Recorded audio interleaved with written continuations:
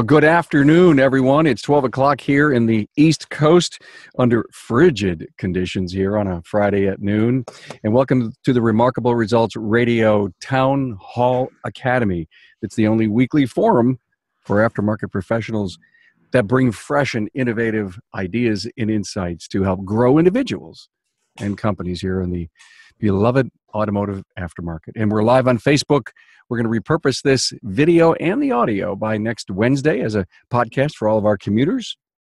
Now, why would you want to be here in episode 49 but to listen to my panel talk about how to sell Diagnostic Time?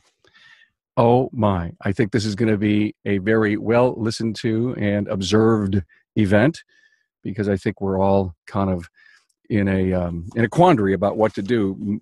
In so many of the social groups, I continue to hear an awful lot about that. So I do want to thank Jasper, re-signed for 2018. I'm so excited. So thank you so much. Why purchase a Jasper quality product? Well, it's their people. A Jasper associate is dedicated to high quality customer service, committed to excellence, professional, and has pride of ownership as part of a 100% associate-owned company.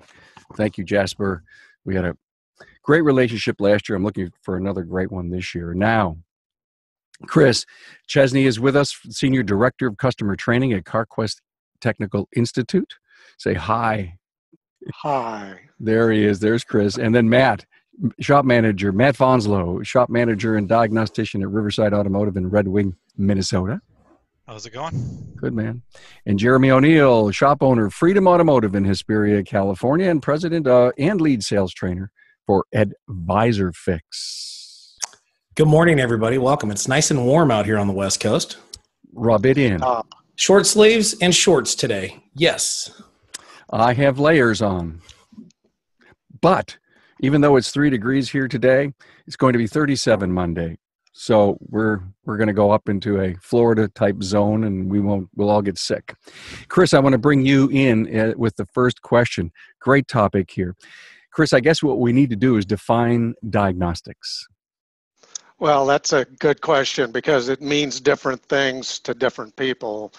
It means something to the shop owner. It usually means it's something I do that I don't make any money on.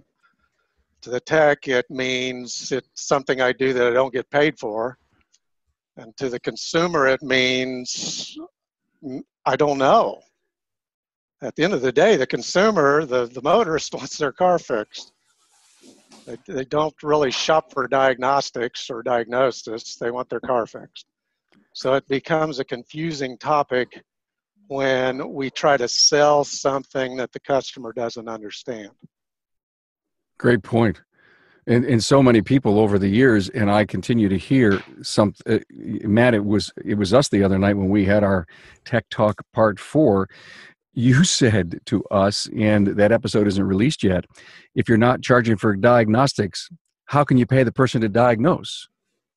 And the counter to that is, I guess when you get a brake job done, you pay for that, you pay for the labor, you pay for the person to do that. Why wouldn't we be getting paid for the knowledge level that we have? So, Matt, I guess one of the things is you got to decide what level diagnostician you're going to be.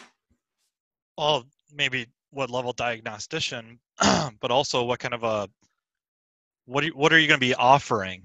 To what level do you want to do diagnostics, analyze vehicles? What systems? If we go aftermarket tooling, a lot of time you're kind of limited by what you're going to actually be diagnosing. And then do you want to go beyond the diagnostics portion and into the finishing the repair, completing the repair, programming, initializing, stuff like that. And that's something you have to decide as a owner, a manager, with your people. What car lines are you going to do this on? All of them, a select few. And then how are you going to divide up who's going to do what? Are you going to have one person that kind of specializes in doing the diagnosing, the analyzing, making the diagnostic decisions, and then the others will do the repairs? Or, so-and-so Tech A is going to do domestics, Tech B might stick more with Asian, and Tech C, Euro.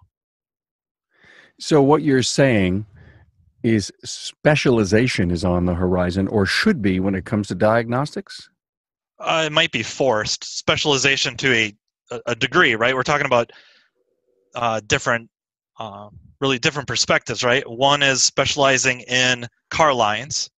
The other is maybe specializing in systems. So your shop might work on all makes, all models, but you might have one person that sticks mostly to a certain import car line or domestic car line, or one guy special, kind of like in my situation, I do 99.5% of the analysis and diagnostic decisions.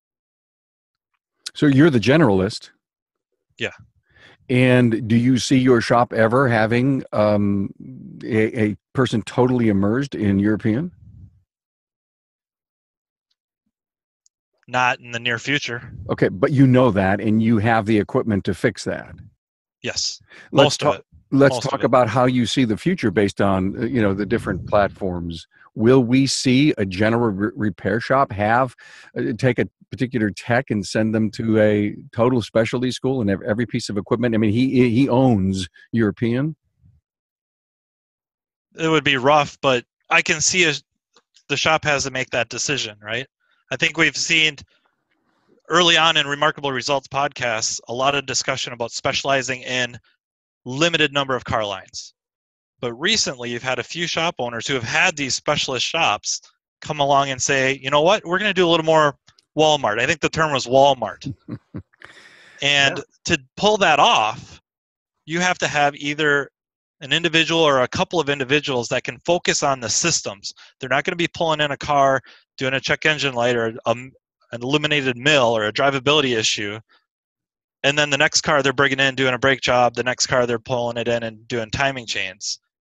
They're going to have to kind of focus on the analysis portion and remain familiar not only with the test equipment, but the service information and the access of that service information and the training for it, focusing on that training area. Where you might have one guy who specializes mostly in steering suspension, you're sending them the training for the alignment machine, using that, accessing that information quickly.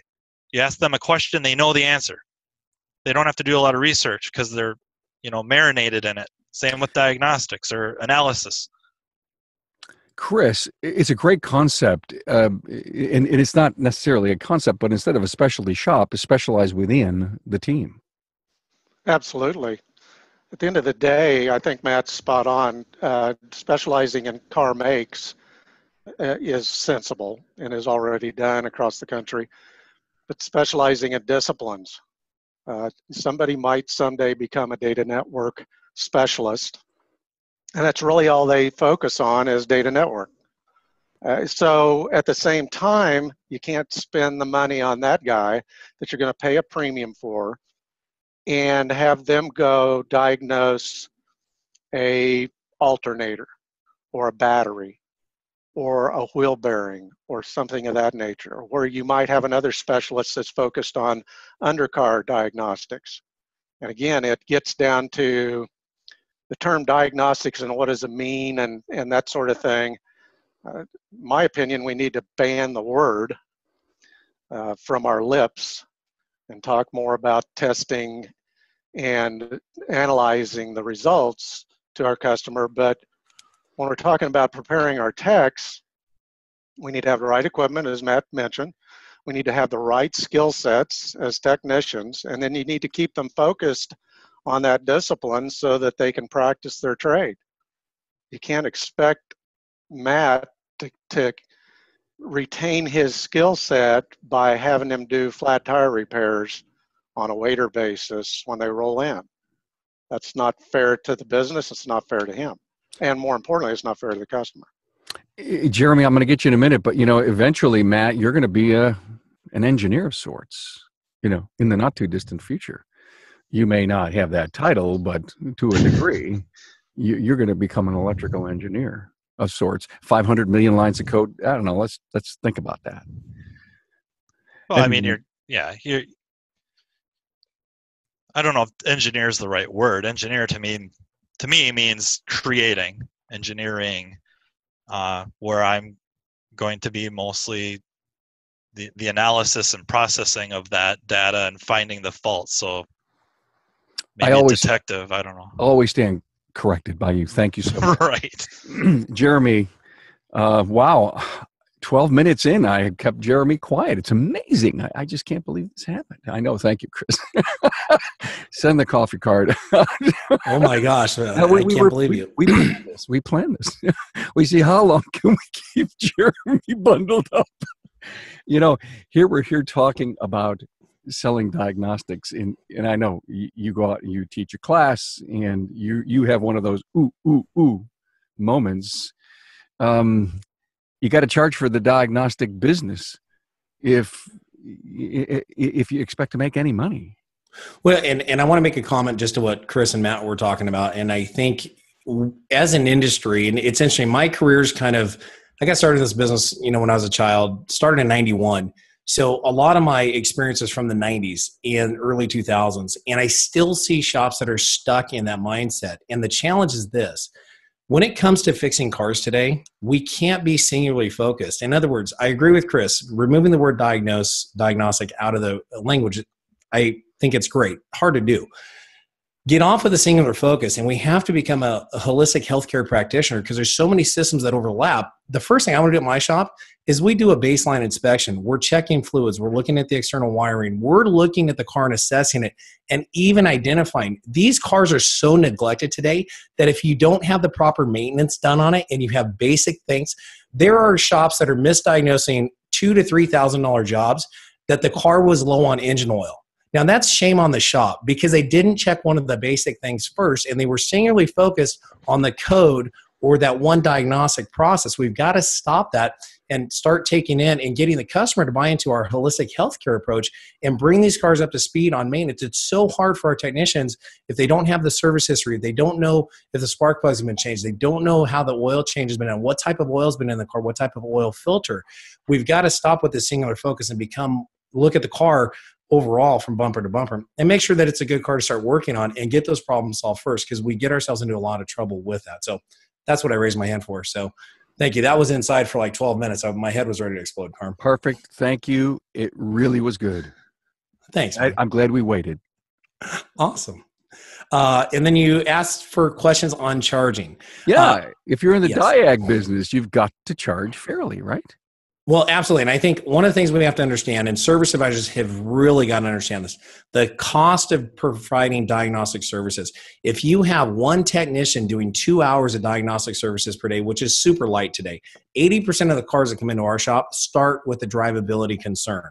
Okay, so my guys are spending 4 to 6 hours a day testing and analyzing vehicles.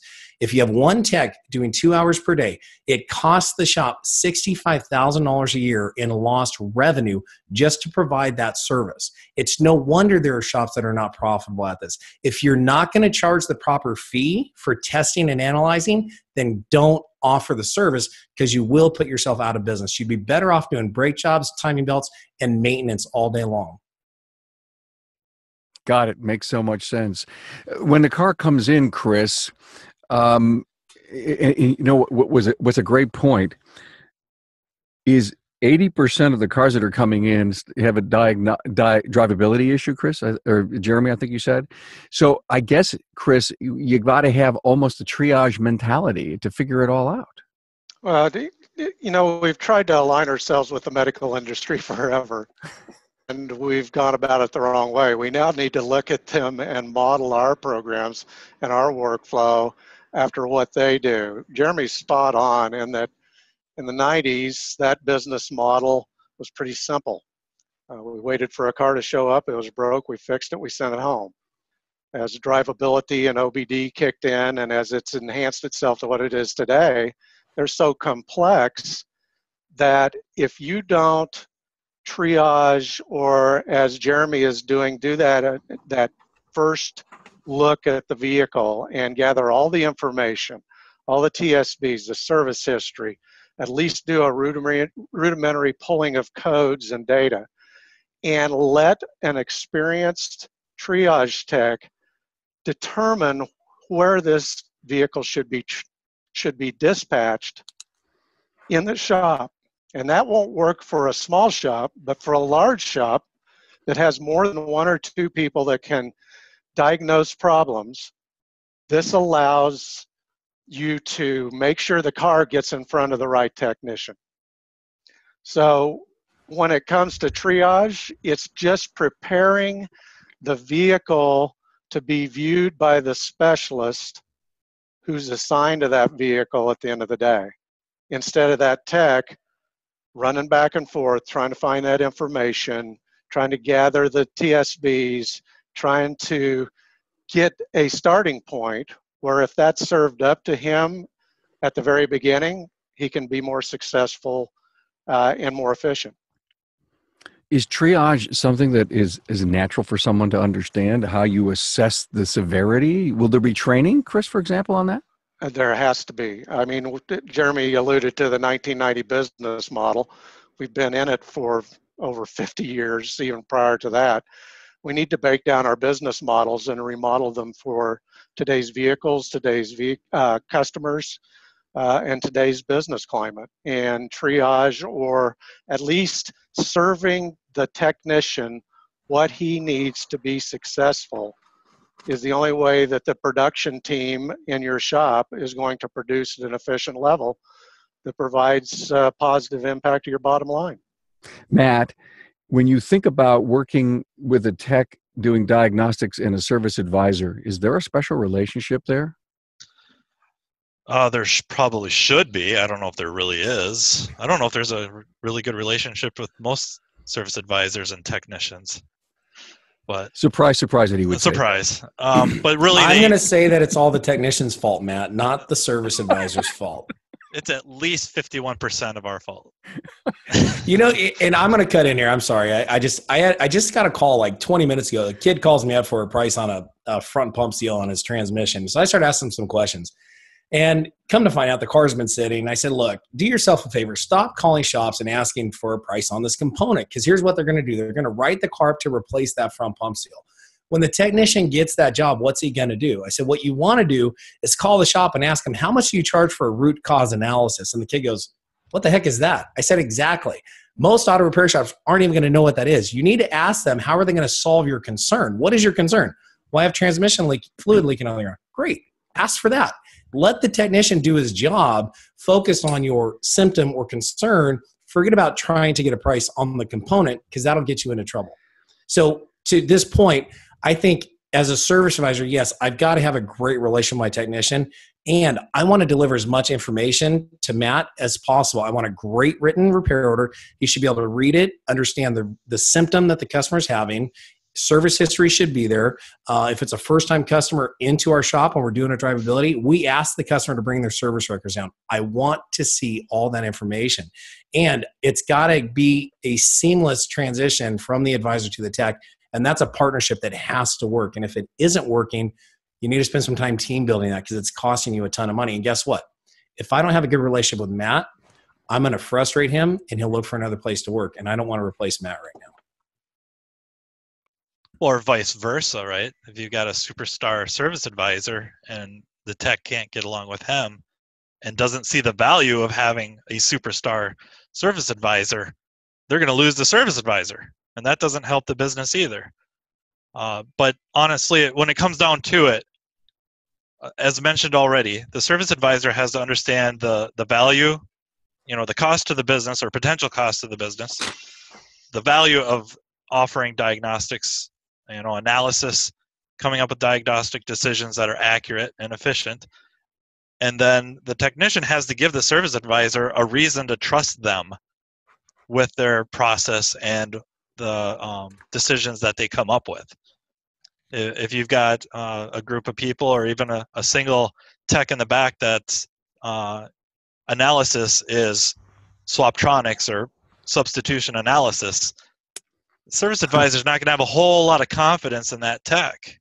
And that makes it very difficult to sell that to the client, right? Because service advisor in many ways is the shop's number one fan. They're the cheerleader. They're up front selling the technician's skills and the shop's capabilities to the client. And if they don't believe in it, it's hard to fake that. I do want to thank Jasper engines and transmissions. Here's another reason to choose Jasper. It's their commitment to continuous improvement, their investment in research and development, product updates, and remanufacturing processes means Jasper provides the perfect product. The perfect product. Just ask a friend. I'm sorry, Carm, I'm going to interrupt again. So, Matt, what you're telling me is when a technician brings me a report, I just have to ask him, are you sure? In a very sarcastic tone of voice, and that'll keep the relationship going well. That question might have been cultivated earlier by other decisions made, or what the tech came up with that didn't end up being correct, or he just went to an online database and pulled it off and handed it to you. Yep. Okay. So the 96 repairs that have been confirmed tested correctly, correct? Yeah. Right. Sorry, that's okay, Jeremy. Thank you so much. You always add value. I will be more than happy to pay for your diagnosis. It's a testing and analysis package, Carmen. Basically, what it's going to do for is it's going to solve your problem and get you back on the road in the most efficient way. So let's get it started. That's why I come here. Awesome. I trust you. Would you like a cup of coffee while you're waiting? I'd love it. Excellent. Colombian, dark roast. Whatever you need, we got. So here's my question, Jeremy. You're out. You're training. You've got a class selling diagnostics. When you open up your class, and how many people put up their hands saying, I'm struggling with this? Even if you think you haven't mastered, I think you struggle with it. You know, there's that moment where you write the repair order and you ask the customer to sign the estimate, and there's hundreds of dollars on the ticket for testing. And the customer looks at you with the kind of frown and you're going to charge me for this. And it's at that precise moment that if you don't believe in your charges and that they're worth every cent that you're asking for, 9 times out of 10, you'll either, well, let's just do this. Go and sign the ticket and then we'll see how long it takes them. And if I can save you money, I will. You know, one of the things that we talk, so to answer your question, I think 80% of the people that come into the diagnostic course don't have a good plan on addressing it. And there's a couple different phases that we have. We have an initial assessment. We need to assess the vehicle first. Then you go into different levels. Okay, typical cars, you give a technician an hour or so on the vehicle. They can come up with some good sort of answer, do some testing on it.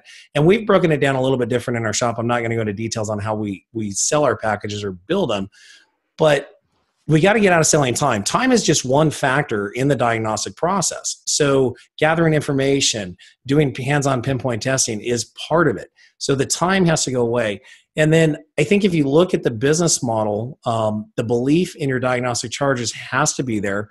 If you don't, it's the diagnostic service is our most riskiest proposition as a shop. That's the one, like what I love how Matt opened up one of his earlier comments was, when you do the diagnostic test, then you've got to verify and get the car ready. Okay, that could take a half hour to an hour in and of itself to make sure that it's actually fixed. You give a technician a timing belt job, when he puts that, puts the radiator cap on the thing and he's going and doing his road test, you're 99% sure that job's done. A hardcore drivability concern, you're maybe 10% sure that you're going to be in the green. And then road test, codes are clear, everything's great. So I think we have to understand our testing is a fee for service. Once the test is complete, the fee has been earned. And that's the language we need to use to get customers to understand it's no different than going to the doctor, okay? And we use the medical analogies all day long. However, for your concern, Mr. Client, for my technician to invest his time, for our shop to invest our resources, there is going to be a fee for the testing. Now, at this point in time in class, I teach this. You have the keys from the customer. You are in control of the car.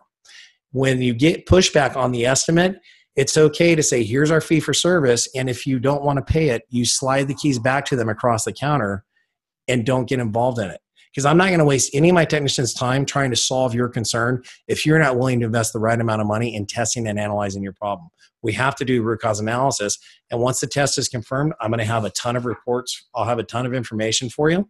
We'll review the results together, and you're paying for this. One reason customers don't want to pay for our testing is they don't get anything. What do they get? They get a repair order with, some parts and labor on it. Well, what did your technician do to provide value for your client? So what you see here, this is a printout from one of our scan tools, and I know it's probably hard to see, but I've actually had we've isolated exactly the root cause and where whatever it was glitched out. And when you show these things to customers, their head literally explodes with purple smoke. They have no clue what I'm showing them.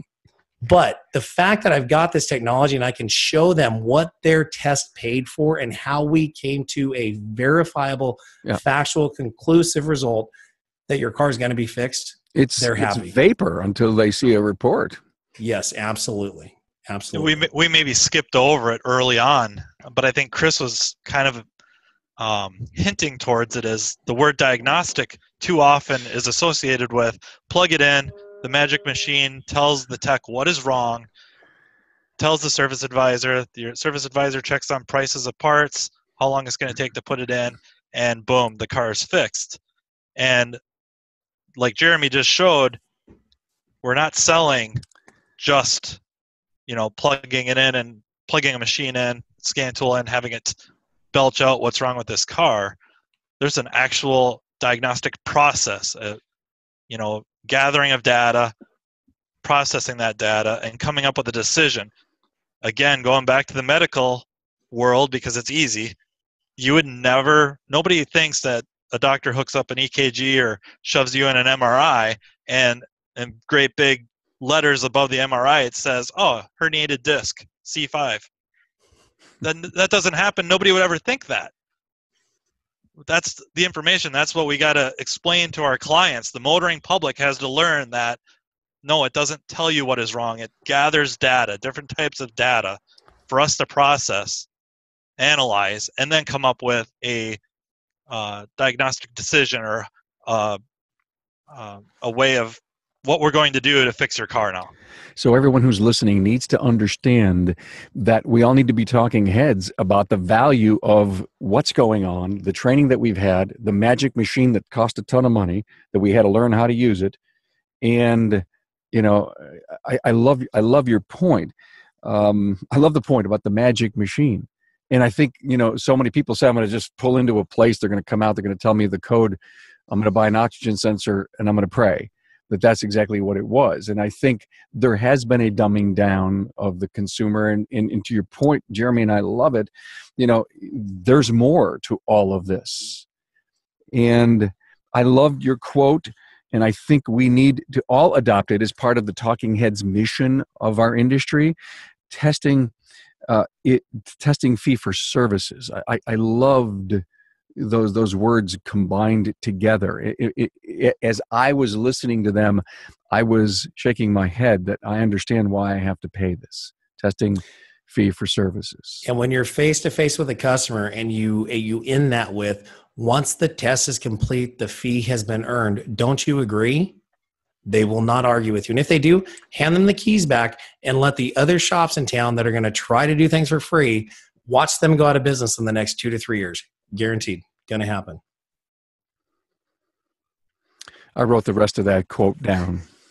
Awesome. One other thing that I would encourage advisors to do, go in the shop and spend some time. I would love, and Matt, if I can, this year, I'm going to come spend a day with you in your shop and just follow around. And I want to see what you do so I have a better understanding of this technical stuff. I want to look at the scan data. I want to look at lab scopes. I want to see the patterns and how you factually find things out. I mean, this gets me really excited. So it's so crazy. I'll take our scan tool and I'll bring it into our office. We have a 32-inch big screen TV.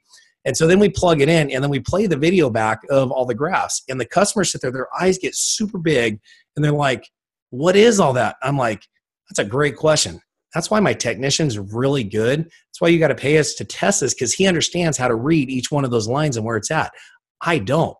So that's why we have awesome technicians. They're worth their weight in gold. Yeah, did you ever see someone read an EKG? I'm going to bring in the guy who can read your EKG on your car. Yeah, and my question is, why haven't we given our advisors that type of data, that information?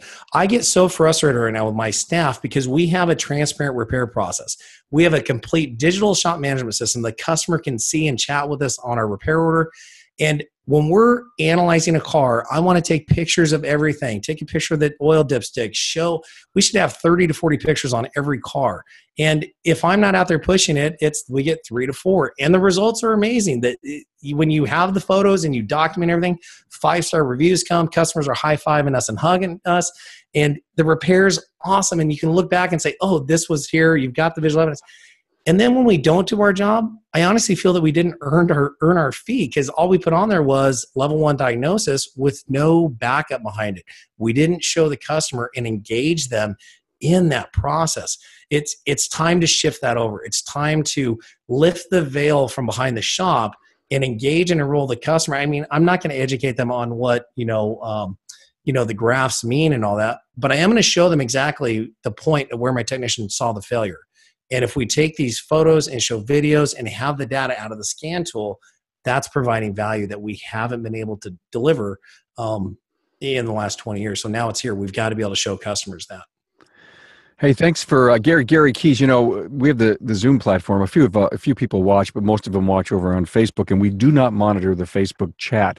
But I do monitor the Zoom chat because the studio is equipped for that. Gary Keys says you have to be absolutely confident in your technician's ability to properly diagnose. Then you can sell anything. Wow, talk about training, Chris. Well, I've heard the term process about a dozen times in the last few minutes, and all of this is cured with process. Unfortunately, the industry that we're in kind of pushes back on process. We like to be independent. We allow our guys to tell us, I don't want to go to training tonight. It's cold outside. I'm tired. Number one reason for not going to training is by a shop owner is I can't get my guys to go. We're trying to diagnose based on just the smarts that we think this guy has, and he's not giving us back any data or value that the customer needs to see, feel, touch, understand, so that they'll give up that cash in exchange for those test results and the analysis that Matt did with those test results. And that all comes to process. Every bit of this is process, including the communication between the service advisor and the tech in a well thought out process that includes the technicians, the service advisors, the shop owner, and probably a consultant sitting down and defining what that process looks like, what the deliverables are to the customer, and getting buy-in from everybody that this is the way we do it at Joe's Automotive or at Remarkable Results Automotive. This is how we do it. And we're going to hold you accountable to doing it this way. And the reason we do it this way is that's what our customer expects from Remarkable Results Automotive. And so at that point in time, you set those standards of performance for your people and you hold them accountable. And you give the service advisor permission to go back and talk to the tech and have a conversation that is not asking him, is this it? Are you sure? But it's walk me through this so that I can explain this to the customer correctly.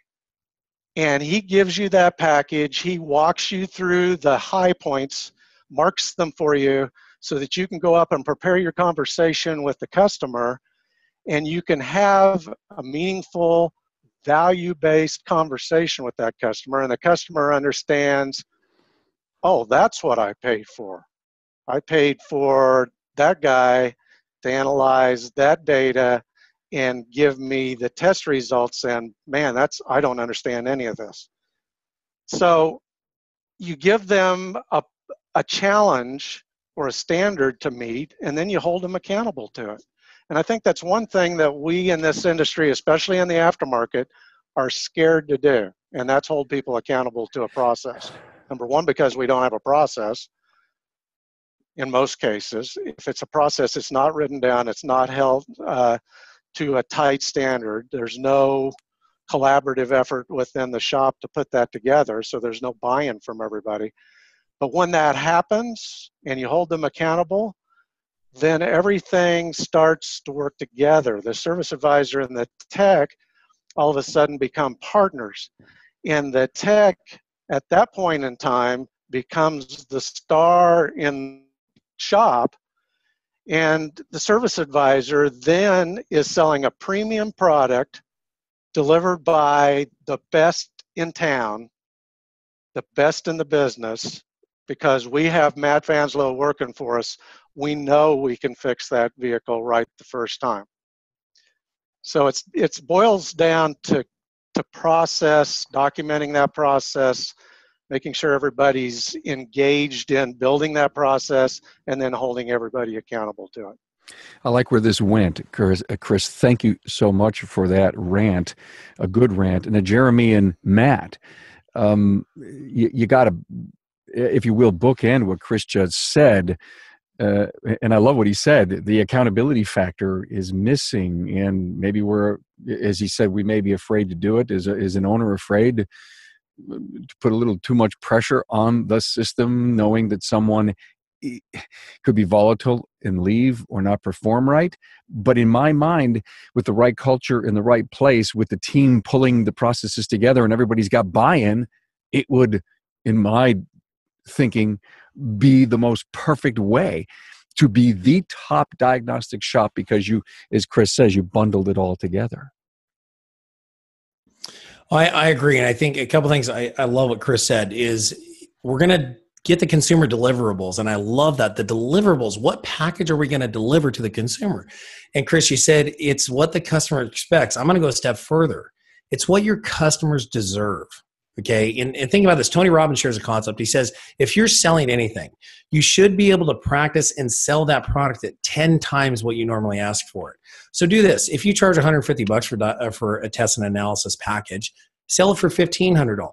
Now, if you had a customer that laid down 15 $100 bills up front and said, here, figure out my car, what different package would you deliver to that client that you don't deliver now? And then that's your perfect process. So Chris laid that out beautifully.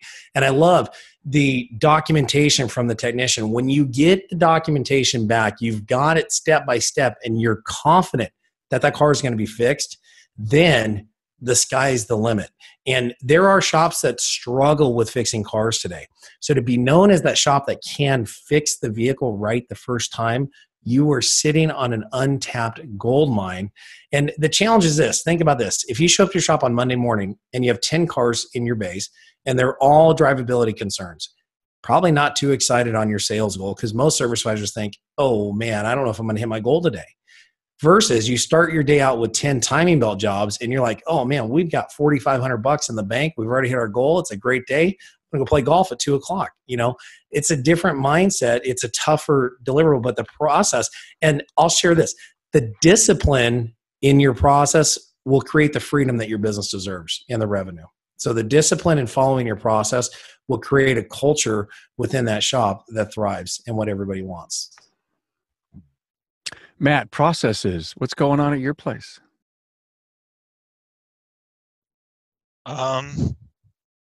We document what's wrong, and then I get the ticket and I figure it out and I write a novel and provide the waveforms or scan data or photos, much like Jeremy discussed, and then present it to the client as, you know, I'm fairly confident that this is going to take care of the issue. So that is the process in a nutshell. I love the whole discussion on process. Are there many business coaches, consultants, trainers out there doing, supporting and helping our shop owner with process?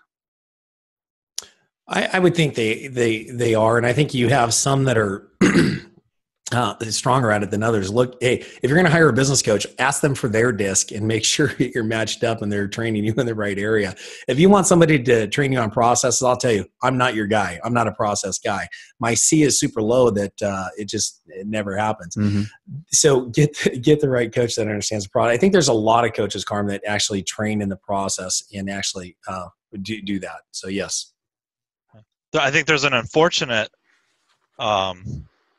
issue with processes where if a coach is not involved, and maybe specifically when a coach isn't involved, a lot of processes the shop has involve going to an online database or Googling for a repair. it might end up with the ultimate goal of a repaired vehicle. The issue I have is it actually devalues what the technician does or could do.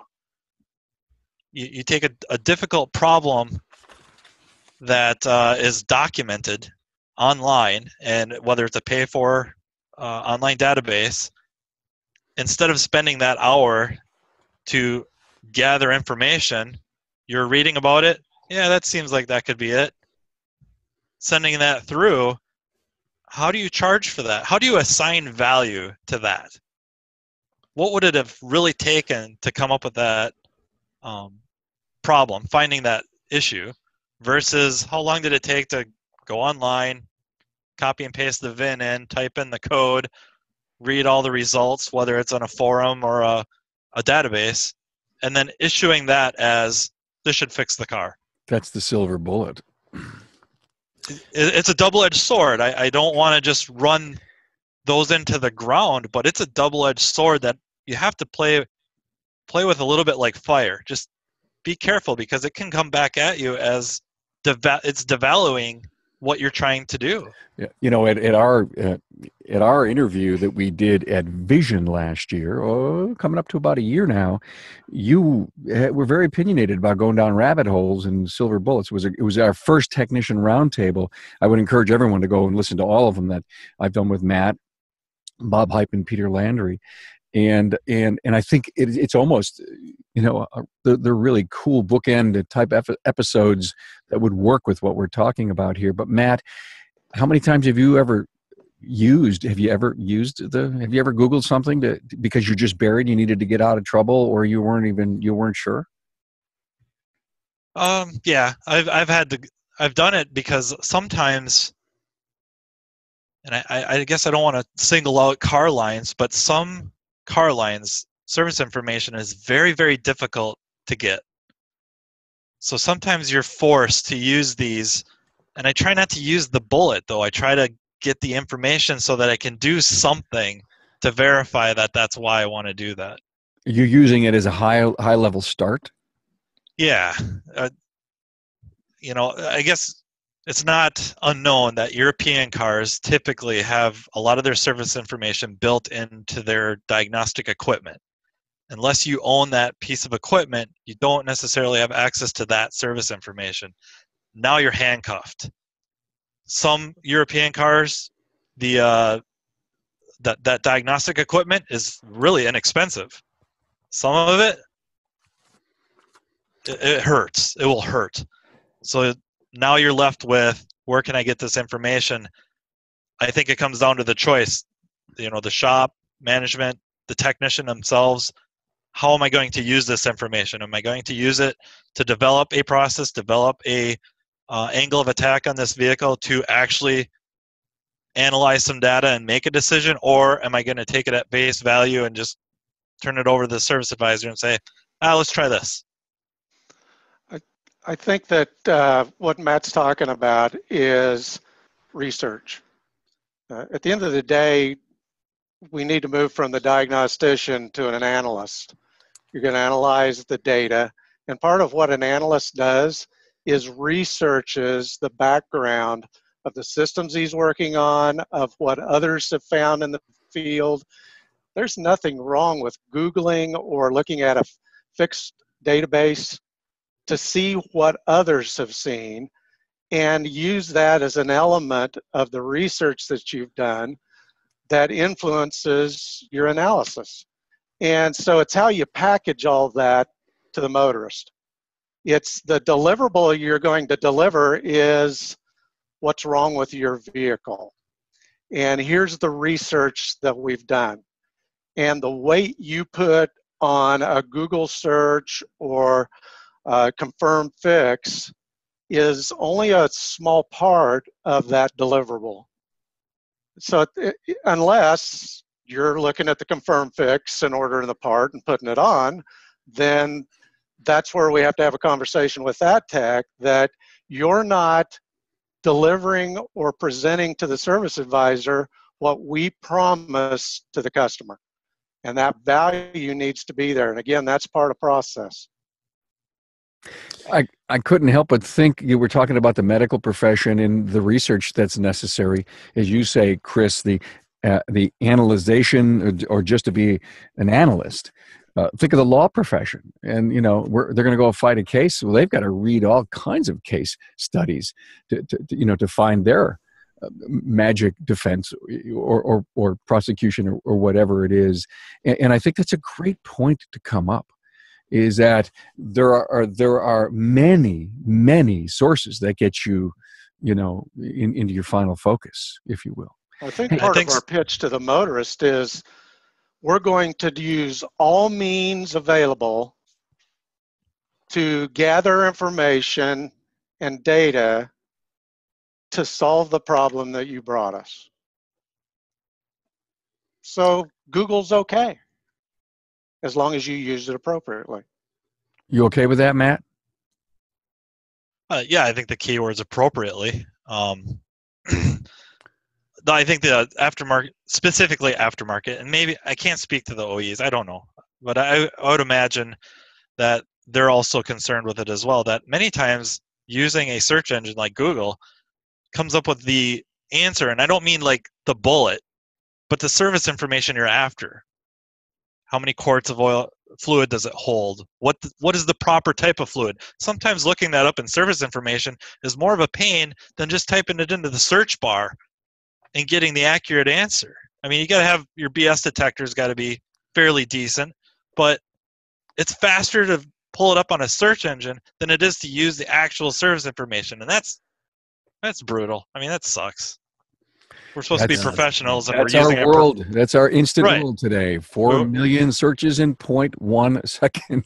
Yeah, we're pushing our professionalism. We want to be professionals, present ourselves as professionals, use professional service or information streams, but it's faster just to use this, Got it.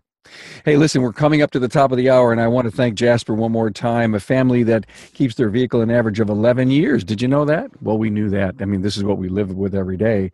Where's the first place to turn when the drivetrain fails? Why, Jasper, of course.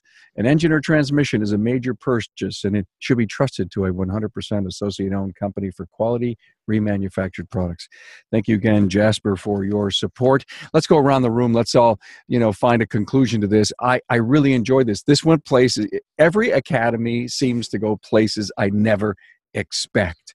And I guess it's because we have our participants wanted to be here. They were passionate about being here. They did their homework before they showed up, and we all work so hard to make these such valuable content inside the podcast. So let me start with Matt. I'm struggling. The reason I'm watching the Academy and I'm listening to this because I'm having trouble with selling diagnostic time. Give me your conclusion. Well, it's something I wanted to talk about. We didn't get time, but stop selling time. Let's stop diagnostic time. Let's get time out of the equation because that's the common denominator. I would never, ever, ever try to tell you that my time is worth the same amount as Chris Chesney's time. And I think our paychecks will prove my point. His is far, far, far more valuable. You mean that's above your pay grade? Way, way above my pay grade. We need to talk.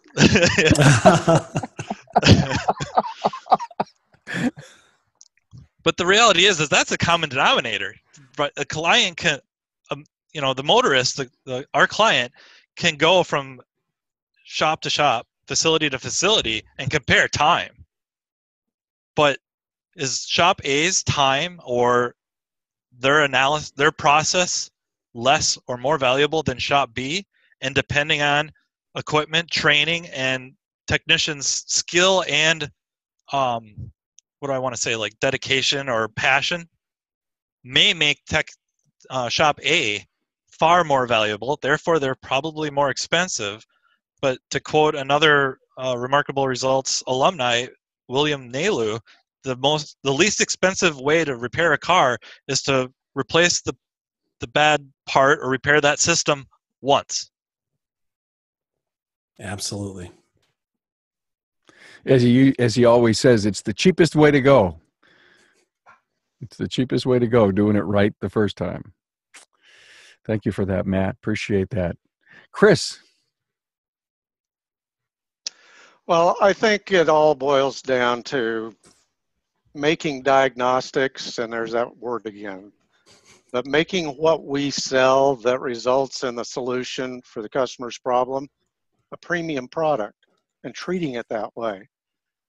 Selling the expertise of my staff, selling the fact that we are able to solve problems because we have the factory tooling, the service information, and the skilled technicians who are continually improving their skills through education.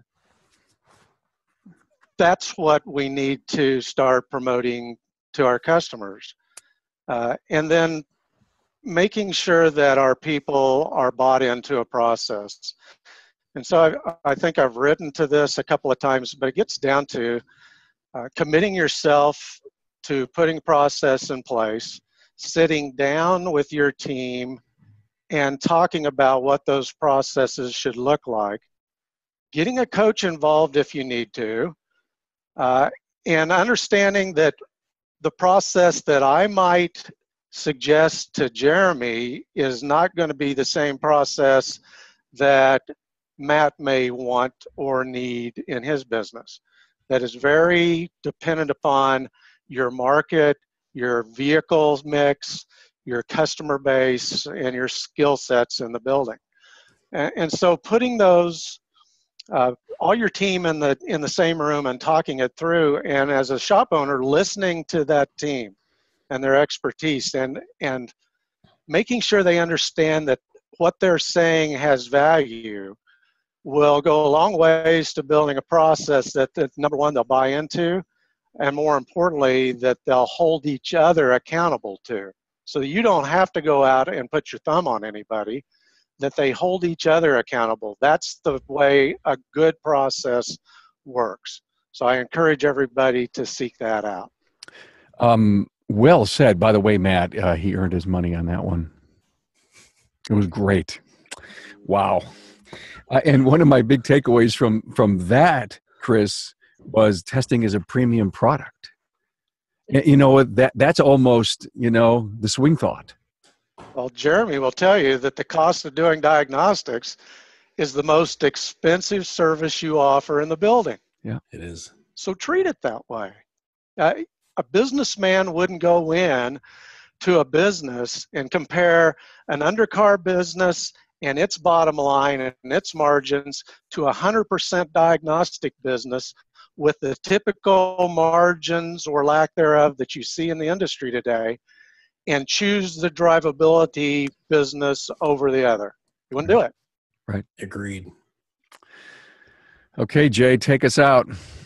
All right, couple things. Carmen, what I want to offer your listeners, I'm going to send you our level 1 test and analysis package that's broken down with the labor operations and the checklist, so you can put it in show notes. Put it in show notes, they can download it, or you just, all right, okay, great. Yeah. Throw in the show notes and they've got it. Thank you. Pricing out your packages, when you look at it, shouldn't be your standard labor rate. Keep in mind the lost revenue on parts, because when you're doing a test, when the test is conclusive, even though you may sell a part with the solution, the customer can say no and leave, and you're left with the labor. So you want to account for that. Typically, in our courses, we try to, increase the labor rate 25 to 50% on the time. So that's just one part of the package price there. I think, man, I got a lot of notes from this. Thank you, Matt. Thank you, Chris, for your time. And again, Carm, thank you for what you do. It's just awesome. Number one, believe. Practice and role play. Get your packages built. Stop selling labor hours. Customers don't want to buy your labor hours. They want to buy the solution. You're a solution provider, and you can do it. Just believe in it and make it happen, and go out there and conquer the world. Wow, what a great end. Chris Chesney, Senior Director, Customer Training, CarQuest Technical Institute. Matt Fonslow, Shop Manager and Diagnostician, Tester, at Riverside Automotive in Red Wing, Minnesota. And Jeremy O'Neill, Shop Owner from Freedom Automotive, Hesperia, California, and President and Lead Sales Trainer for Advisor Fix. Thanks, guys. Thanks, Carm. Thanks, Carm. Thank you.